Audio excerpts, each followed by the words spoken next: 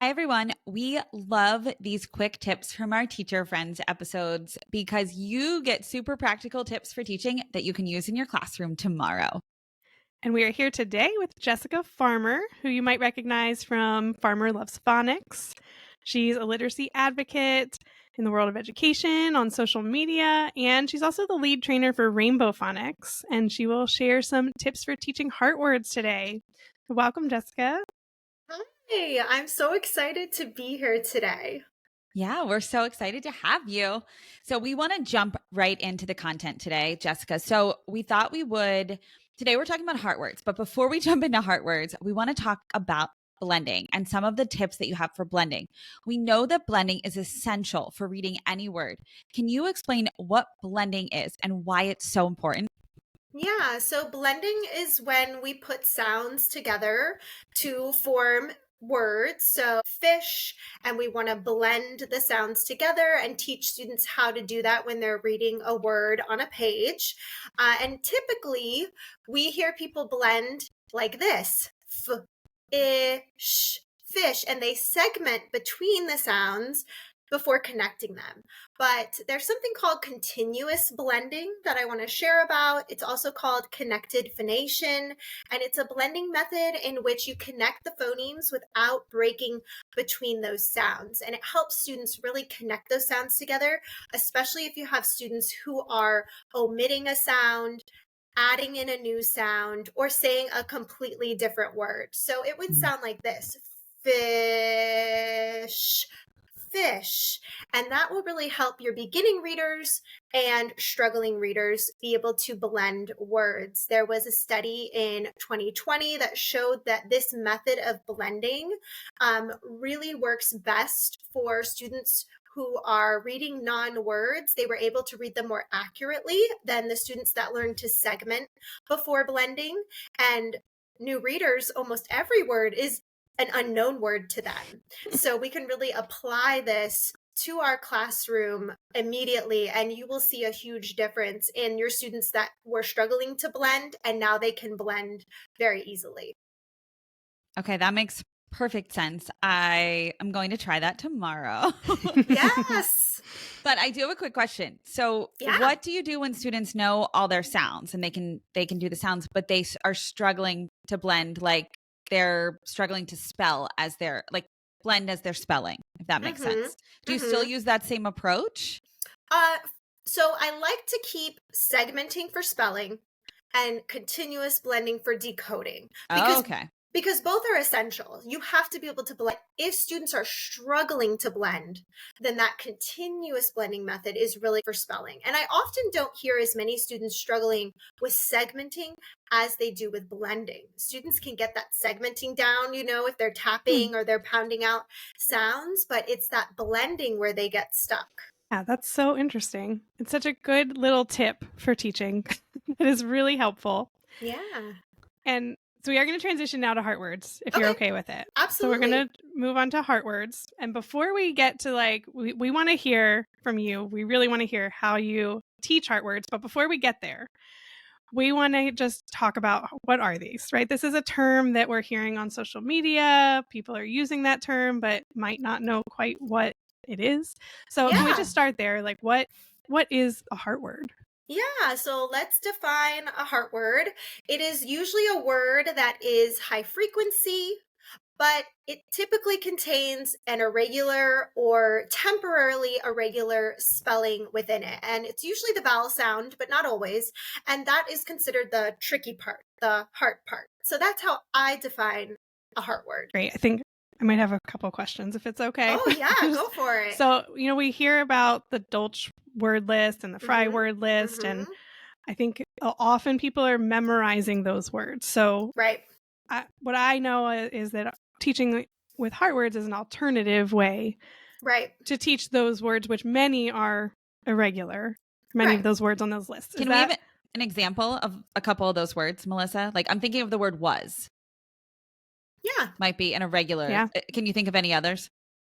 Said is always Said. an example. Yeah, and I've got said behind me for anybody who's watching. There it is. And I'm gonna model said today, so I Perfect. will do that when you're ready We for the queued you routine. right up for that. Yeah.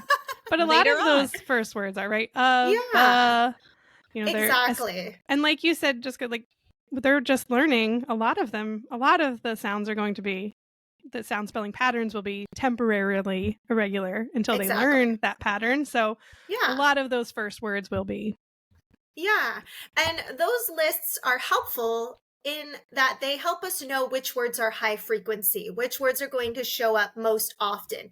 But the thing about those lists are many of them are decodable once students know the code. So sorting those lists is important. We want to sort them by irregular, temporarily irregular, and decodable. And so there is a really fantastic article on Reading Rockets, and we can link it in the show notes. It's called A New Model for Teaching High Frequency Words. It's by the Readsters. It's a must read. I share it with my followers all the time. I'm always sending it out to anybody who's like, how do I teach a heart word? I'm like, you got to read this first.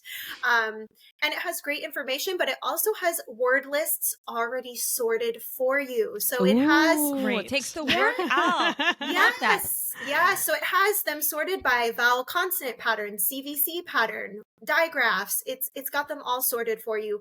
And it shows you what number it is on the Dolch list and what number it is on the Fry list. So you definitely have to check out that article. It'll really help you kind of know that you can still teach these words, but we're going to apply it to our phonics scope and sequence. So you can sound out heart words just to kind of double click that, stamp it, whatever we want to say. We can sound out heart words. We can sound out seemingly irregular words. Yes? Yes, absolutely. Okay. Because speech came before print. So they're just speech written down. So as long as you can connect the sounds to the spellings, and you know which parts are irregular or tricky, you can sound out any word, even if it's the word kernel that is spelled so totally different than the way we pronounce it. Do you mean the C-O-L? I do, the C-O-L. Okay, because I envisioned a popcorn first, and then I realized what you were talking about. Yes, like a kernel in the arm, you know, yes, a kernel. As long as you know the irregular spellings, you can still sound that word out, but most people weren't taught with a phonics method, so they don't understand how to sound words out. Yeah, and you mentioned scope and sequence. So I just want to, why is it important if you're teaching these heart words? Why does your scope and sequence matter? How does that fit in?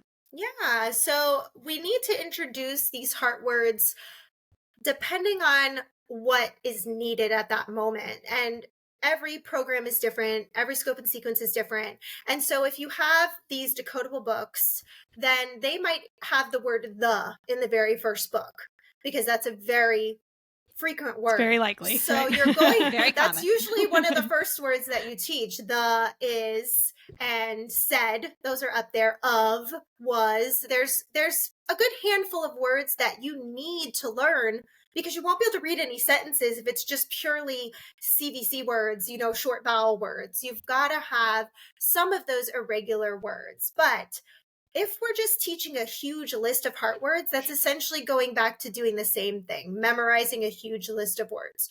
So following the scope and sequence and making sure that those irregular words are introduced slowly and as needed is going to be the best method for students, so that we're not overloading them trying to memorize all of these words. I love that differentiation of, you know, just lists of words that we're getting to them some way or another, whether it's memorizing or heart words, but really doing it purposefully with what they'll be reading, what they need. Absolutely. Makes a lot of sense. Mm-hmm. I'm going to transition us into what we've been waiting for, Jessica. Finally, we're here. So this is always my favorite part of every conversation, which is the very practical application. So let's talk about teaching heart words. We know it's really important to follow a routine, and we know there are certain steps for introducing a new heart word. I'm hoping that you can take us through your routine for teaching heart words. Yes, yay. And I'm reading my routine just so I don't skip any steps. And as a teacher, when you have to teach a routine, whether it's for vocabulary or blending or dictation, make yourself a sticky note and write your routine down, because it's very easy to forget a step as you're teaching. There's distractions in the classroom and you might forget something that's important. So I'm looking at my routine right now, and I have it included in a Heartword resource that I created that's got 30 early high frequency words that you can teach your beginning readers. So step 1 is to say the word, and the students need to repeat the word. You cannot skip the repeat, because in order to own a word, you have to say it. So if my word is said, we're going to say said, repeat, and the students will say said. Yeah. Then we're going to count the sounds, and that's where we tie in that phonemic awareness. And we are going to segment, because we're going to be working on spelling this word. So we're going to say the sounds. You can use sound boxes. You can just draw lines on the whiteboard. You don't have to have anything fancy to do this. You can do sound dots on the students. Count the sounds with you. So we're going to count the sounds and said, and students will say, oh, there's 3 sounds in that word. Then we are going to model the spellings, and we're going to point out the regular spellings first. So the first sound is s. How do we spell s? S. Yes, so we spell that with S. Hopefully my little magnets work today. Okay, They there we work. go. Yay. Yay. My last sound is D. How do we spell D. D? D. D. Mm-hmm. And then I'm going to model the tricky part for students. I'm going to say, normally we spell eh with E, but in this word, we're spelling eh with A, I, and that's our heart part. And so I might on the board draw a heart. What? It's hard to do this when it's not up on the board. There we go. There's my said. And my magnets aren't strong enough to do this right now. This way. Said, read the word. Said. And then I'm going to use it in a sentence so that students can connect to meaning, because a lot of these words are function words, and Dr. Katie Pace Miles talks about this a lot, and she talked about it at her presentation at the Reading League conference. And so a lot of these words are very hard to define the meaning of them without placing them within a sentence and learning them in context. So you want to come up with a sentence, or have students come up with a sentence for the word. And then the last step is going to be having them write the word. And you can do that in a notebook. You can have a worksheet that you have them doing. But it's really important for them to say the sounds as they're writing the word. And they can, put a heart over the heart part, or underline it, or circle it, or highlight it, whatever you want to do. Just keep the routine the same every single time that you do this. And that's it. So the heart isn't actually, you can use a heart like you said, but you can use anything. It's really just that what you're doing is pointing out that irregular part for them and making it very clear. In this word, it's AI. Usually we would think it would be E. Exactly. And just pointing that out to them. Exactly. Yeah. That's great. Yeah, so once they've learned the sound spelling correspondences, then the heart word becomes a sight word, and we know that all words want to become sight words. So we're doing our job, right? In helping students put it in their long-term memory for words. Is that right? Exactly. It's a process called orthographic mapping, where we store words in our brain. This is not an activity we can do. You can't do orthographic mapping, which was something that was going around for a while, that, oh, this is orthographic mapping. No, that's something your brain does. You can promote orthographic mapping to happen in your brain by saying a word, connecting the letter sequences together, and then practicing it through reading and writing. That's going to promote orthographic mapping, which will then help your brain to store that word for effortless retrieval. But your brain is always looking at the individual spellings, connecting them together, and then having that meaning stored as well is kind of the last piece of the puzzle that helps you remember that word for effortless retrieval. Yeah, that's great. And I think too, it also, this might not work for the said example. You correct me if I'm wrong. But, then they might see that pattern again, right? So once you've taught that, I don't think you just said again. Isn't that again? The same thing again? There we go. Great. it I is was like the trying same to and think of again. one, and then I said Yeah. it. But I know said is also because it's like the past tense of say, so said. Yes. So it's kind of And then you the can, morphology. yeah, you can connect it to pay, paid, say, said. Sometimes our pronunciations change over time. Right. We might not do that for a kindergartner who needs to know how to read said. That's why we have to teach it as a sight word at first. But then by first grade, second grade, when we start learning long vowel sounds and we learn about AY, then we can make that connection. Oh, remember when you learned that word said? It's, that's the past tense of say. And so we have pay, paid, say, said. But yes, it might have been pronounced said long ago, and then our pronunciation has changed over time. Right. So cool. And then, like you said, Lori, if they see the word again, once they get there, it's like, oh, that's not so strange because instead the AI there's another option for set for variability, right? And so there's an option instead of them saying gain, again, right? I imagine they're going to start going through some ideas for what that sound might say. Then they have another option there. Okay, again. Oh, I've heard that word before. That's a word. Said that makes again. Sense. Yeah, that's the same sound. So that's cool. Great. So Jessica, do you have any other like fun tips for heart words? Do you have anything that makes it like super engaging for kids? Yeah. So sounds. So not rainbow writing really, but coloring by the sounds. So if we're coloring in said, we're going to do a color for AI and a color for the D so that we're doing it by sounds and not just by letters, not memorizing the order of the letters. And I also like unscramble the spelling. So if we have the spellings scrambled, we can put them in order. But I think having a routine is the most important component. Students are engaged when they know what to expect. And I'm going to quote the amazing Dr. Anita Archer. She would say, teach the stuff and cut the fluff.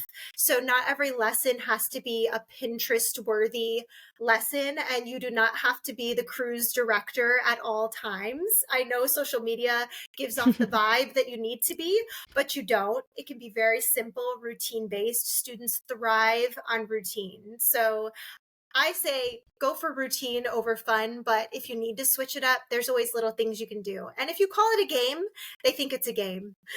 I love that. I feel like it's actually really reassuring to hear that from you, who, every time I see you on social media, I'm like, oh, she's so Pinterest worthy. So that is very reassuring to hear from you, Jessica. Absolutely. Absolutely. Jessica, is there anything else that you'd like to share about heart words that we haven't yet talked about? I think we covered a lot of it. I think just to summarize, make sure that you are not just swapping the Fry and Dolch list for another long list of heart words, that you are pushing your students to memorize. I think what's really important is finding a scope and sequence that includes those heart words along the way and introduces them slowly and as needed, so that we're really focusing on teaching sound to spelling correspondences, which is what the brain needs to learn to read. So great. Thank you. Yeah. Before we leave, is there anywhere else that you would want to send our listeners to learn more about heart words or where they can find more information from you about anything? Yeah. We'll link it in our show notes too, Jessica, just so you know.